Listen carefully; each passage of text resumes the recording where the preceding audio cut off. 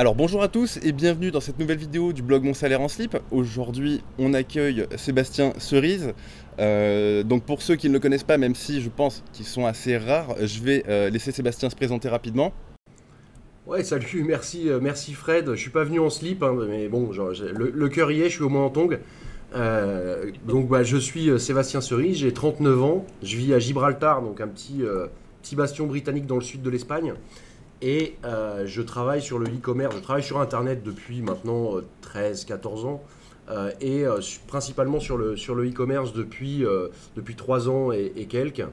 Et sur la formation depuis début 2016. Donc je vis aujourd'hui, on va dire, une grande partie de mes revenus sont liés au e-commerce, principalement les magasins. Et ensuite, la formation, les produits dérivés, etc., etc. Donc voilà.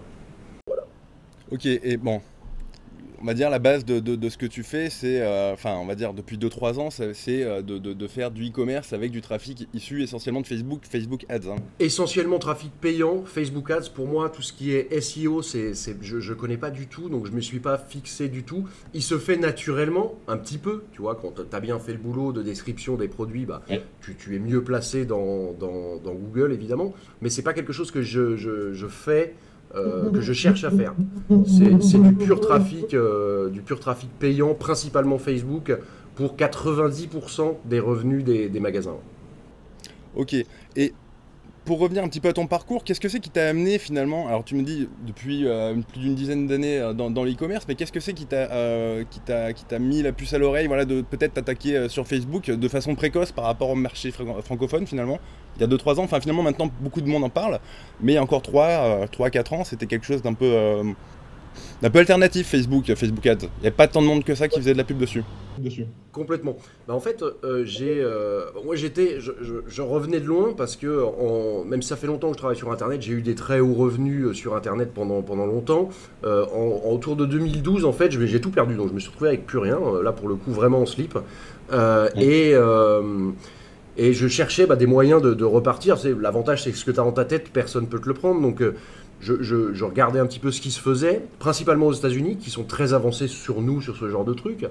Et j'ai commencé à regarder donc le e-commerce. Alors, le e-commerce, c'est rien d'inventé. Hein. Je veux dire, pour le coup, le e-commerce, ça existe depuis qu'Internet existe, puisque c'est juste un magasin qu'on met en ligne au lieu de l'avoir en physique, quoi. Je me suis dit, le trafic Google, à ce moment-là, AdWords, il y a 3 ans, c'était extrêmement cher, ça l'est toujours, mais c'était sur des mots-clés intéressants, c'était vraiment, c'était pour moi trop cher. Le trafic naturel, je savais pas faire du tout. J'avais pas envie de me mettre à faire un blog, etc. Je savais comment ça fonctionnait, mais je savais que j'avais un an de boulot à faire des articles tous les jours. Et je me suis dit, regardons Facebook. J'avais commencé à le faire un petit peu, plus qu'un petit peu d'ailleurs, avec une maison d'édition que j'ai toujours. Et sur mon premier livre, en fait, j'avais commencé à m'intéresser au trafic Facebook pour faire venir du monde des lecteurs, pour vendre sur Amazon, en fait. Ok, ça c'est intéressant. Ouais. Et je me suis dit, attends, pourquoi pas faire la même chose pour des produits physiques? Puisqu'il y avait, en fait, aujourd'hui, il y a vraiment beaucoup de monde qui est dessus. Mais à ce moment-là, il y avait personne, quoi. Donc c'était le trafic le moins cher de l'Internet. C'est probablement, pour celui qui sait bien faire, c'est probablement toujours vrai. Quand on parle de trafic payant, hein, pas de trafic gratuit. Trafic payant, bien sûr, ouais. Trafic payant, c'est toujours probablement vrai, et spécialement en retargeting. Le retargeting, le remarketing des gens qui t'ont déjà visité, là, c'est peanuts le coup, quoi. Donc je me suis intéressé à Facebook parce que pas grand monde y était sur ce marché-là, et je me suis dit qu'il y avait un coup à jouer. J'avais en plus à ce moment-là une stratégie qui était ce qu'on appelle free plus shipping. Tu sais, les produits sont gratuits et tu charges les frais d'envoi. Et j'ai fait des cartons gigantesques avec ce genre de stratégie. J'ai rempli des bases email et je gagnais beaucoup d'argent avec le mailing, ce qui est toujours le cas, hein, mais avec le mailing des gens qui étaient rentrés juste pour regarder mon offre, en fait. Et qui n'avaient pas forcément acheté. Et derrière, j'avais mis en place, c'est toujours le cas, hein, j'avais mis en place une séquence email qui leur rappelait de temps en temps les nouveaux produits. Donc voilà, comme j'ai commencé sur Facebook parce qu'il n'y avait pas grand monde, parce que le trafic était pas cher, parce que mes tests étaient positifs, et voilà. Et je suis toujours sur Facebook principalement. Hein. Ouais, voilà, malgré finalement, des fois en fait, comment dire, les opportunités, voilà, sont pas forcément court terme, parce que notamment en plus sur Facebook, c'est quand même un process qui est viable, etc. Mais voilà, encore aujourd'hui, tu dis, tu maintiens que le trafic payant sur Facebook, ça reste quand même quelque chose de rentable, d'intéressant, voilà, Ouais. De toute façon, en fait, il y a deux options. Soit tu as du temps, soit tu as de l'argent. Oui, complètement. Donc, du temps et des compétences en plus, parce que le trafic naturel, c'est pas seulement du temps. C'est du temps et savoir quoi faire. Sinon, tu fais n'importe quoi et ça sert à rien.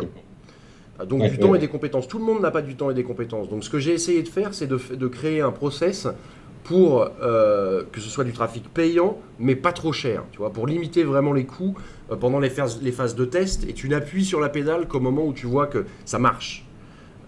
Donc, puisque je m'adresse à des gens qui en général n'ont... Alors, c'est pas qu'ils n'ont pas le temps, c'est qu'ils n'ont pas les compétences. Et que acquérir les compétences, tu le sais bien mieux que moi, acquérir les compétences SEO et compagnie, ça se fait pas du jour au lendemain, c'est un esprit particulier.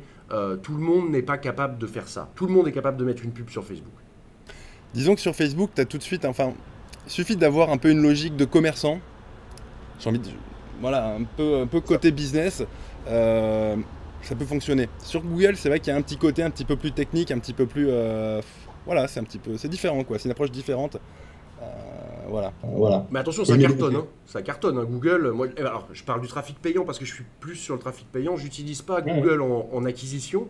Par contre, Google en retargeting, tu sais, quand tu vois la pub partout, tu es suivi partout.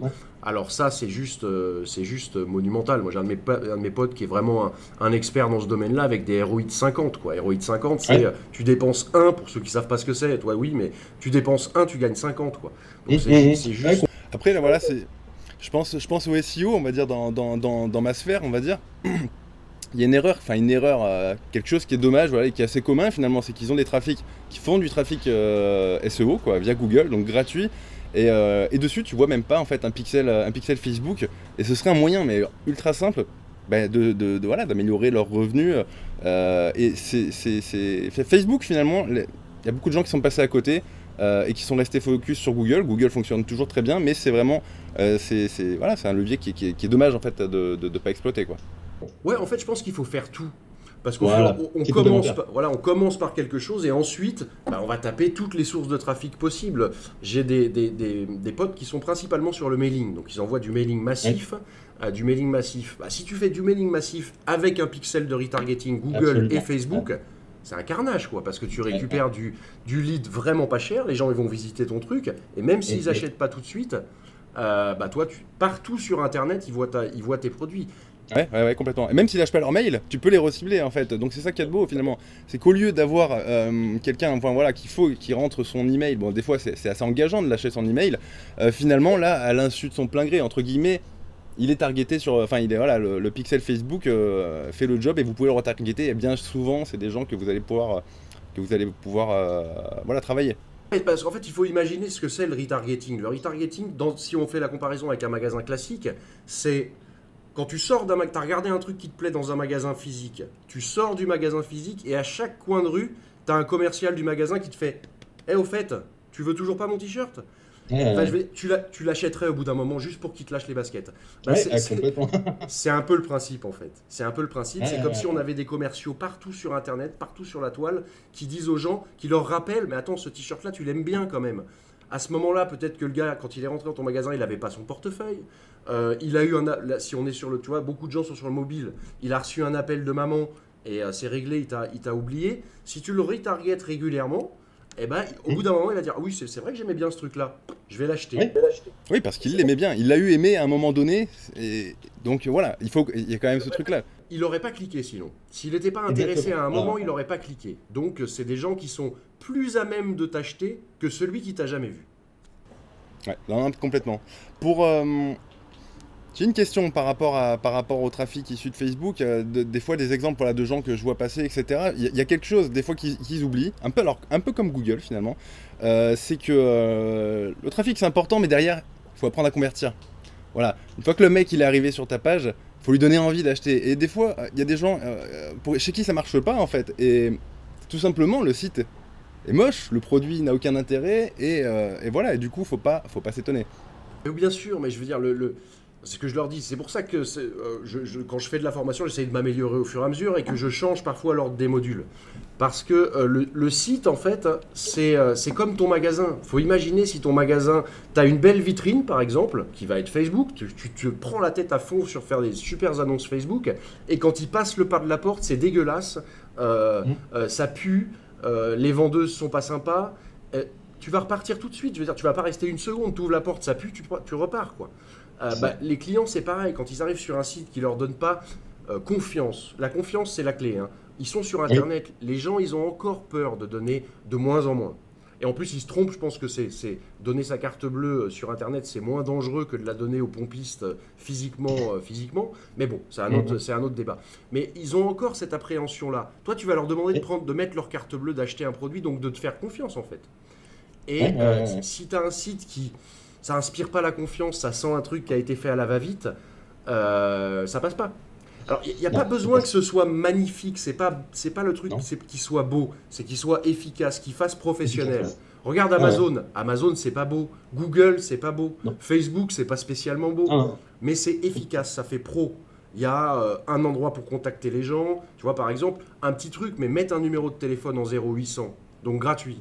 Sur un site internet, ça augmente considérablement la conversion. Et les gens n'appellent pas. Et les gens n'appellent pas. J'allais rebondir là-dessus, c'est assez fou parce que moi aussi, quand j'ai débuté, je me suis dit, bon, attends, qu'est-ce que je mets? Je mets mon numéro de téléphone ou pas? On va me faire chier toute la journée, tu vois. Et c'est une espèce de prétention de se dire que, enfin voilà, bon, déjà, il faut avoir un trafic qui est conséquent. Mais en plus, la plupart des gens n'appellent pas, effectivement, ça rassure juste. Exactement. Et quand ils appellent, c'est pour le suivi de colis ou quoi? C'est pas pour casser les couilles, enfin, je veux dire, c'est pas des. Clairement. Puis en plus, maintenant, t'as des techniques, soit tu peux prendre un vrai...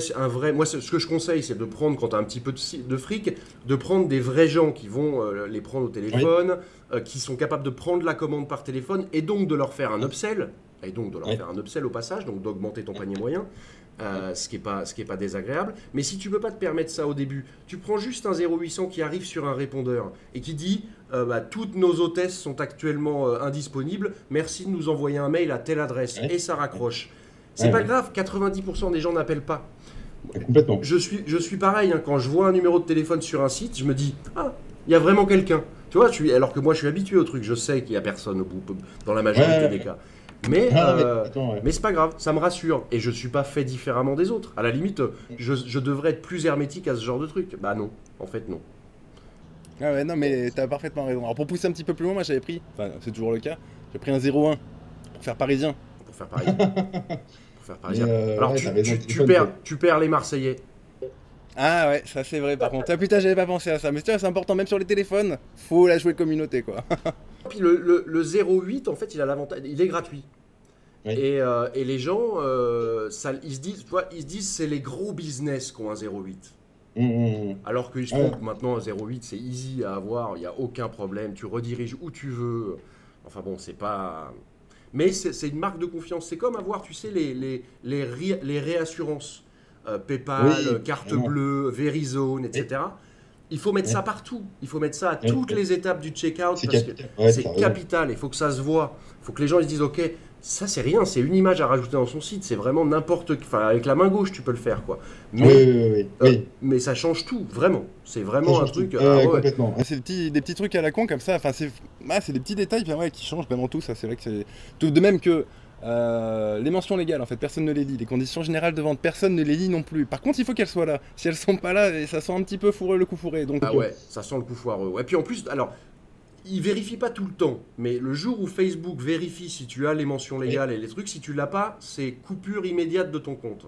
Pas de ton compte publicitaire, j'entends. Hein. Mais en tout cas, tu peux plus faire de pub. Et c'est quand même dommage pour des choses qu'on peut générer vraiment facilement, quoi. Ça, c'est indispensable de les mettre. C'est comme un moyen de contact. Voilà. C'est des choses indispensables et qui augmentent considérablement les conversions. Ouais, complètement. Alors, il y a des gens que je connais dans mes formations ou quoi, qui hésitent un peu à mettre les mentions légales ou les conditions générales de vente, parce qu'ils veulent pas en fait que le moteur, Google, indexe leur nom, prénom. Ils ont envie d'être un petit peu invisibles en fait par rapport à leur entourage, etc. Et donc là, il y a une astuce qui est très simple, alors je pense que tu connais, mais du coup, tu peux mettre la page en no-index ou tu peux mettre tes conditions générales de vente sous forme d'image. De cette manière-là, Google ne lit pas le texte et voilà, tu peux être un petit peu plus anonyme tout en respectant les règles. Alors après c'est pareil, ça c'est un truc un peu prétentieux, franchement. C'est vrai, et complètement. On est sur des milliards de sites web. Ouais. Non, Ouais. tu vas pas être harcelé. Tu vas pas être harcelé. Non, c'est sûr. Et en plus, je sais qu'on a envie, et moi le premier, je suis un ours, donc j'aime bien qu'on me laisse tranquille. Mais franchement, celui qui est capable en plus de parler, de présenter son site web, de personnaliser son site web, là c'est pareil, les conversions, il va les mettre dans les étoiles. Parce que quand tu as Qui sommes-nous par exemple, et Qui sommes-nous, il y a une petite vidéo où tu vois tes produits, tu vois un gars, ça n'a pas besoin d'être toi, un gars ou une femme ou un truc, tu vois, qui construisent le truc. Ça c'est pareil, une marque de confiance hyper importante.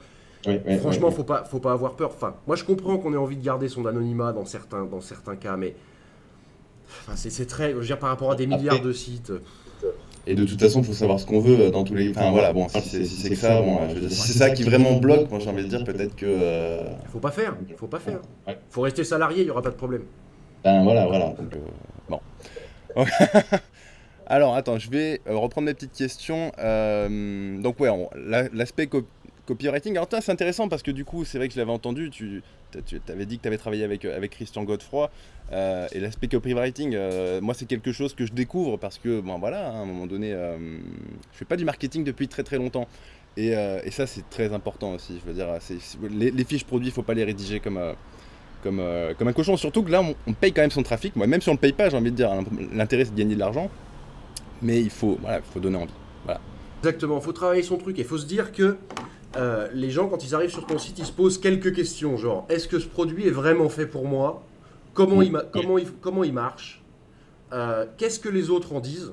Ça, c'est hyper important, la preuve sociale. Très important, ça. Ouais. Alors ça, c'est fondamental. Qu'est-ce que les autres en disent? Alors ça, je sais qu'on ne peut pas l'avoir au début, évidemment. Mais il y a quand même des petits trucs, voilà, on récupère les posts sur Facebook, par exemple. Là, on fait une petite impression d'écran Facebook, et là, ça vaut le coup que ce soit une image, et on le met dans la fiche produit. Et là, ça dit, voilà, des gens qui disent, ouais, j'ai reçu le mien, je suis content, bref, des choses comme ça. Et ensuite, il faut un appel à l'action, quoi. Pourquoi est-ce que les gens doivent acheter, et pourquoi ils doivent acheter maintenant? Tout de suite. Tout de suite. Parce que sinon, ils t'oublient. Donc ça peut être un petit discount. Moi je conseille de faire des petits discounts valables 24 ou 48 heures. Et pour être dans la légalité, il faut vraiment qu'il soit valable 24-48 heures.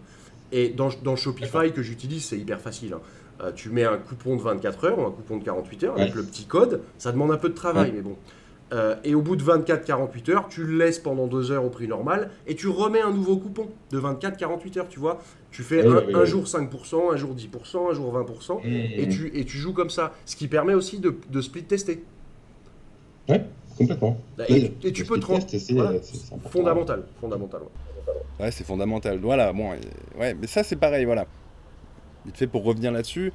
Si vous vous lancez, entre guillemets, voilà. Enfin, l'important, à mon sens, c'est d'avoir des signes. À partir du moment où vous avez des signes comme quoi un produit est encourageant, derrière, il faut pas lui lâcher, faut pas le lâcher, quoi. C'est-à-dire que normalement, s'il y a des signaux qui sont positifs, vous pouvez les scaler.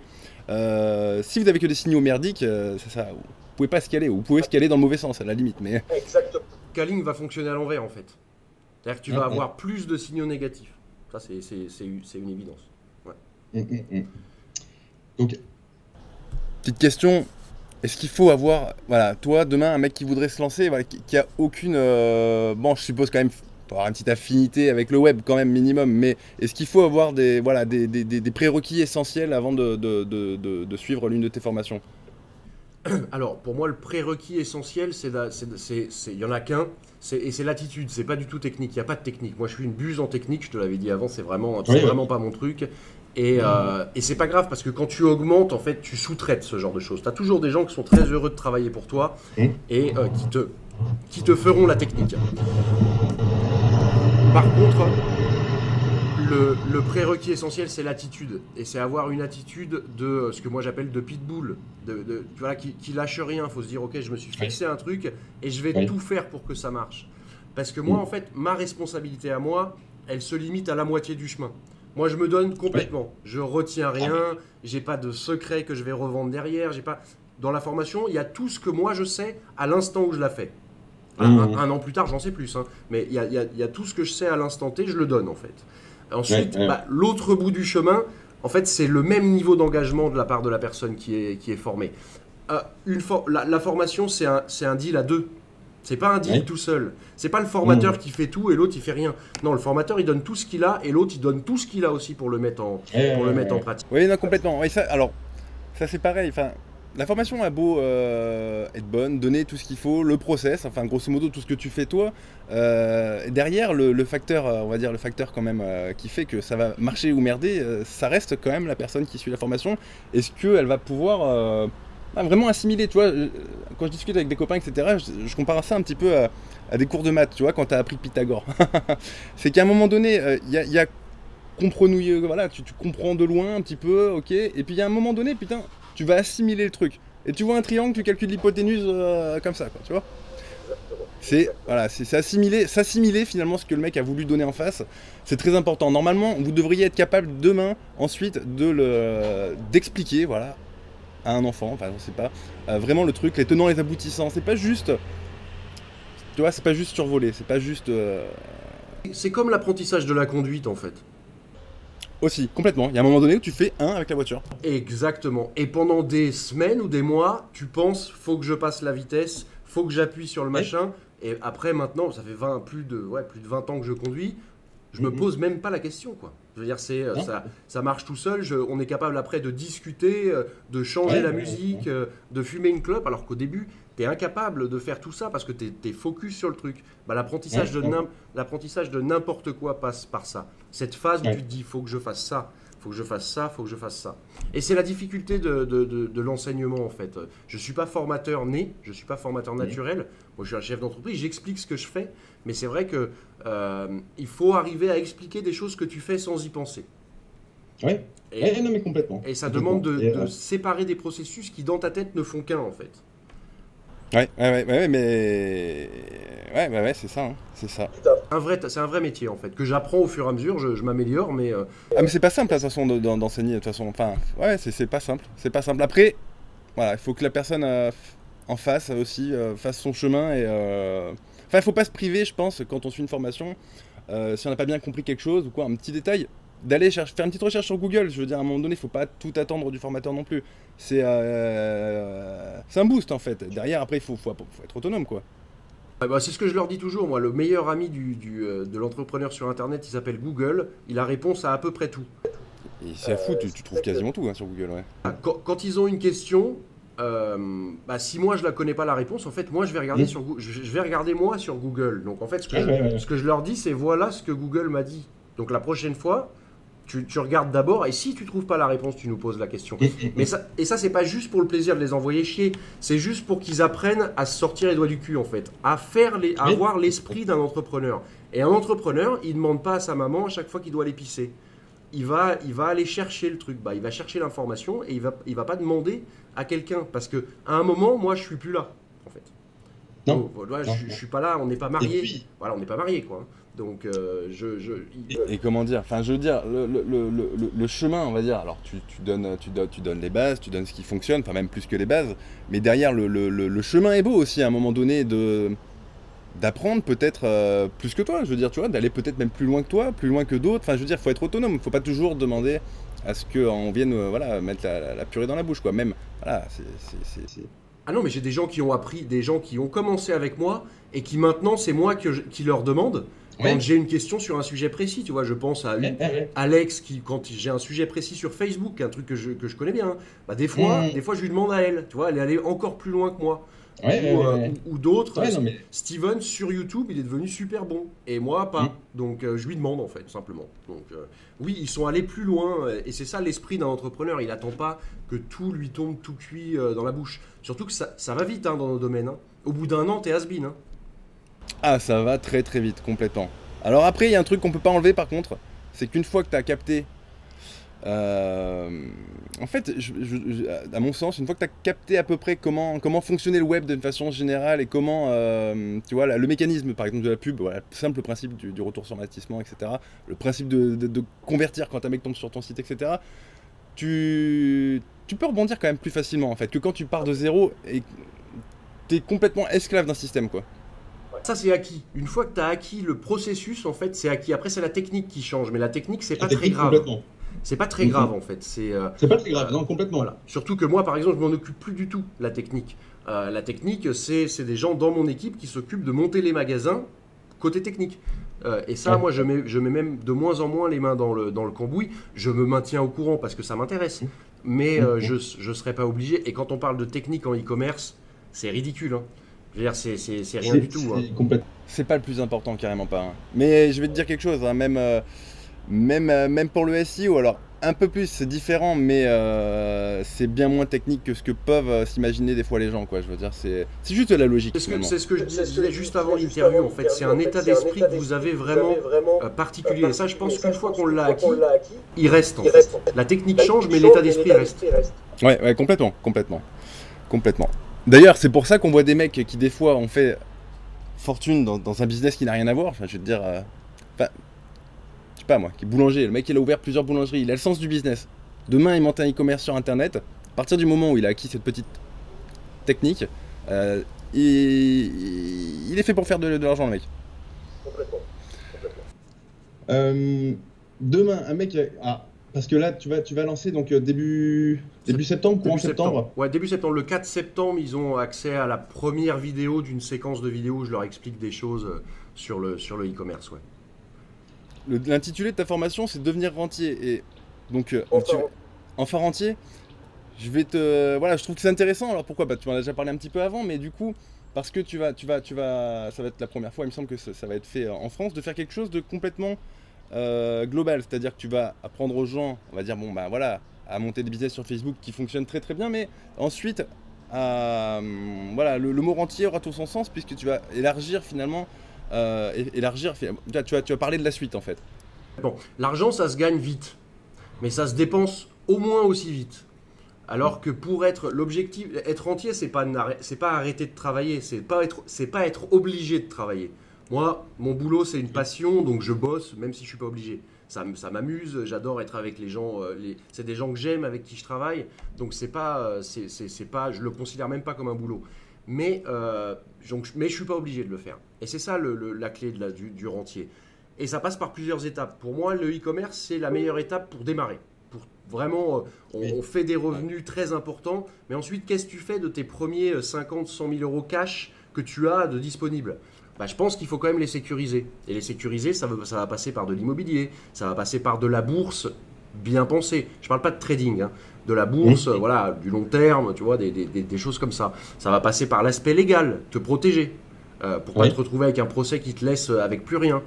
Ça va être, donc c'est tout ça qu'on va prendre en fait en considération à chaque étape de la formation. D'abord, on commence par un parc de sites qu'on va gérer comme si c'était un parc immobilier.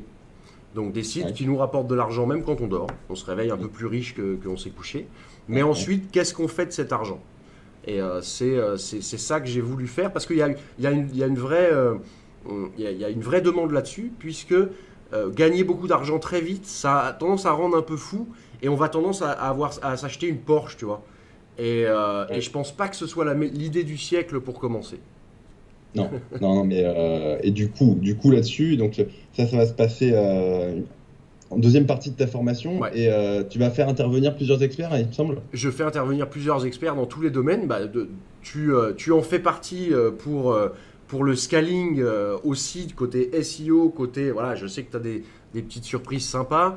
J'ai des experts pour justement ce que je disais, la deuxième semaine, donc qui sera début novembre, c'est tout ce qui est scaling et sécurisation. Donc ça va être l'ensemble des processus Facebook pour scaler, mais tout le reste pour scaler. Et ensuite, les experts avocats, comptables, toutes ces choses-là qui sont hyper importantes. Et ça, effectivement, deuxième semaine. Parce que la première semaine de bootcamp, ça se passe en fait en bootcamp.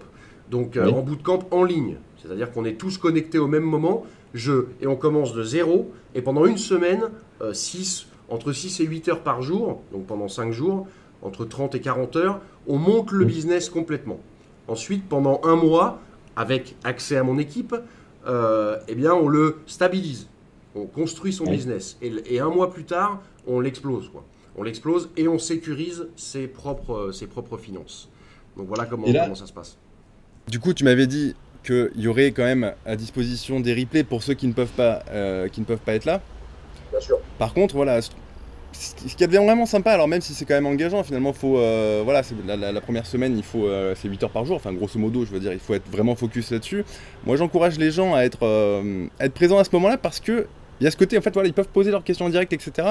Et ça, ça change beaucoup de choses quand même. C'est quand même très important au moment où on suit une formation de se sentir acteur, quoi. Et pas juste en mode je suis une vidéo, enfin voilà, tu vois, trop passif, quoi. On ajoute quelque chose, ça fait longtemps que je veux le faire, mais j'avais pas les ressources pour être capable de faire un truc comme ça. Dans mon équipe, en interne, en fait, on va organiser des clubs locaux partout en France et dans le monde où on a des clients. Et ça va être des clubs de 10, 15, 20 personnes, tu vois, pas des petits trucs. Où, en fait, les gens on a une animatrice chez nous, Danielle, qui va s'occuper d'animer tout ça. On va leur proposer de faire des petits déj, de faire des dîners, de faire même des sorties. On va boire un coup, c'est pas grave. Ah, mais on apprend beaucoup des fois en allant boire un coup. Hein. Évidemment, c'est là où moi j'apprends le plus parce que voilà, t'as deux verres dans le nez et tu discutes, les gens sont ouverts, etc. Et puis il faut savoir aussi relax, ça fait partie du truc. Et puis tu as des gens, tu sais, c'est le principe alcoolique anonyme. T'as un petit coup de mou, tu décroches le téléphone et t'appelles une des personnes de ton équipe, qui sera devenu un pote en fait, et tu lui dis écoute, mon truc ça va pas, voilà, on va boire un verre, on va se manger un McDo ou n'importe quoi, qui fait que on pense à autre chose. Et régulièrement, je passerai avec mon équipe ou les gens avec qui je travaille, Yannick Chastain, etc., dans les groupes pour aller les motiver, ainsi que les membres en fait de mon mastermind privé, ceux qui cartonnent vraiment, ils passeront dans les groupes à côté de chez eux pour aller motiver les troupes, quoi. Donc on essaie de faire un truc global qui prend tout. Ça c'est vraiment voilà, c'est pareil, hein, ce que j'encourage voilà, les gens à faire, c'est quand ils se lancent dans un business comme ça, c'est d'essayer de s'entourer de gens qui font la même chose, et idéalement même de gens qui ont voilà, un mieux réussi qu'eux, tu vois, qui sont à l'étape d'après. Franchement, la plupart des gens qui réussissent, en fait, quand même, arrivent à s'entourer, on va dire, d'un écosystème qui est stimulant et qui des fois dédramatise aussi certaines situations où en fait, ça foire. Et ça arrive. C'est vrai que ça arrive. Ça arrivera. Enfin, ça arrive même souvent. Ça arrive souvent, c'est-à-dire que j'ai pas réussi le premier magasin que j'ai lancé. Non. Ah oui. Mais j'en connais pas beaucoup qui ont réussi le premier ni le deuxième magasin qu'ils ont lancé. Ah bah de toute façon, si c'est pas le premier qui merde, c'est le deuxième. Hein. Exactement. Donc bon, c'est clair que s'entourer, c'est hyper important. Pour moi, ce que je dis beaucoup, c'est le miracle, c'est les autres. C'est vraiment avec les autres. On se construit pas tout seul, c'est extrêmement rare. Des grandes réussites tout seul, c'est vraiment, ouais, j'en vois pas beaucoup. Et s'entourer de gens qui ont le même mindset, la même manière de penser, mêmes difficultés, ont les mêmes difficultés. Bah ça c'est hyper important et effectivement comme tu dis, j'avais pas pensé à ça en fait. Ça dédramatise parce que t'es pas tout seul, t'es pas tout seul dans ton échec entre guillemets et c'est important. C'est important et des fois il y a des situations où on est en échec et en fait on n'avait pas vu que sur un petit segment, je sais pas, tu vois, mais c'est l'exemple en fait. Il y a un moment donné, il y a une capacité de recul. Enfin, je sais pas. Pareil, on peut lancer une campagne qui est foireuse, mais se rendre compte que sur un petit bout, en fait, ta campagne, elle est pas si dramatique que ça peut te donner des signes, des choses. Il y a toujours à apprendre des merdes en fait qu'on a faites. Ah, moi j'ai un exemple pour le coup, c'est que j'aime bien les chaussures, des chaussures un peu particulières, mais bref. Et je m'étais dit putain ça c'est génial, je vais cartonner, donc j'ai lancé un site là-dessus. J'ai pas fait une seule vente, pas une. Et mais les gens aimaient, tu vois, partageaient, etc. Je me suis dit attends, ça c'est un signal positif. Ils aiment bien ce style de truc. Donc ce que j'ai fait, c'est que j'ai peu à peu remplacé les chaussures par des bagues, des bracelets, des choses qui tournent autour de des bikers, tête de mort, etc. Et j'ai fait un énorme carton, quoi. Un énorme carton basé sur un vrai échec où j'ai pas fait une seule vente. J'ai jamais vendu une seule paire de pompes, quoi. Ouais, c'est énorme. ouais, comme quoi. Mais ouais, bah, c'est le côté, voilà, pas lâcher, savoir rebondir aussi et pas s'entêter. Pas non plus être abruti.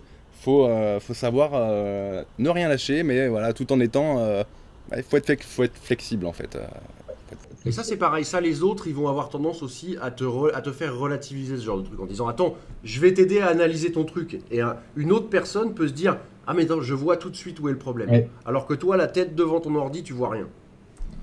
Donc c'est clair que c'est génial et c'est pour ça que j'avais vraiment envie de le faire cette fois et qu'on a mis les moyens. Ça c'est top, c'est une très bonne initiative. Ouais, il y a un autre truc, un dernier truc sur, on va dire, sur l'environnement un peu social, c'est que bien souvent ce qu'il y a d'intéressant c'est quand tu te rends compte qu'en fait demain tu vas rencontrer ton gourou, peut-être toi, peut-être Yannick, et tu te rends compte que c'est des mecs qui sont complètement normaux.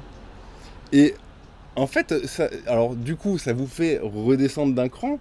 Mais le mec, en fait, il se dit, enfin, tu vois ce que je veux dire? Il se dit, putain, mais moi aussi, je peux le faire. Le mec, il a rien d'exceptionnel, si ce n'est peut-être des capacités, voilà, à ne rien lâcher, à être astucieux. Mais tu vois ce que je veux dire? Au quotidien, c'est des mecs qui sont sympas, c'est des mecs qui sont simples. Et, euh, et voilà, n'importe qui peut y aller, quoi. Ah bah c'est l'idée en fait, et c'est aussi l'idée d'aller dans les endroits. C'est justement pour que dans la tête des gens on redescende de plusieurs crans. Ouais. En se disant mais attends, mais le mec il est juste normal, il passe son temps à rigoler, il boit des verres, il rigole et que c'est bonne ambiance, et en même temps il bosse quoi. Et il a la tête qui va vite, mais voilà, moi je suis pareil que lui en fait. Il a pas, c'est pas le gourou sur son nuage. Mais c'est ça. C'est que des fois, on a l'impression, voilà, ouais, on reste. En pareil, si tu veux, ça rend le truc finalement accessible à tout le monde, tu vois, de voir qu'en fait le mec en face est parfaitement normal, qu'il a ses défauts, ses qualités aussi. Mais ok, un dernier petit truc, si demain voilà, quelqu'un se lance dans la formation Enfin Rentier, quel est alors le temps à consacrer? Alors du coup, c'est vrai que c'est assez engageant dès le départ, mais encore une fois, il faut savoir ce qu'on veut. La première semaine, voilà, 8 heures par jour pendant 5 jours, c'est ça? Mais après, au quotidien, finalement, est-ce que c'est quelque chose de vraiment chronophage? Est-ce que... Ça dépend Oui, des tu veux sentir? ouais. Ça dépend des objectifs.